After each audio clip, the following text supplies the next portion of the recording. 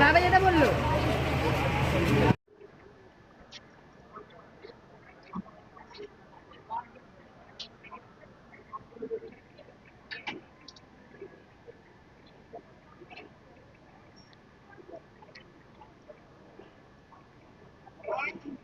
সম্পূর্ণ কন্ট্রোলের মধ্যে চলে এসেছে।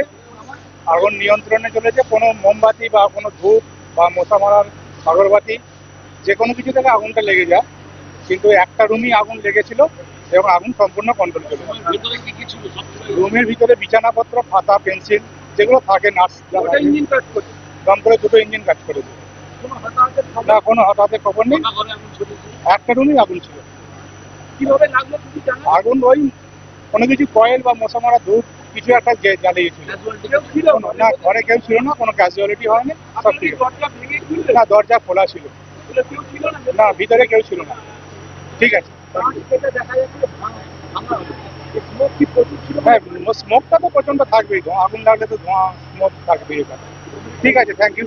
বলছি যে কাঁচ ভেঙে তো আপনারা এ করলে না, কাঁচ ভেঙে আমরা স্মোকটা বার করার জন্য কাঁচটা ভেঙেছিলাম। আপনার নাম? আমার নাম প্রদীপ পাত্র, station officer, Shibpur bus station.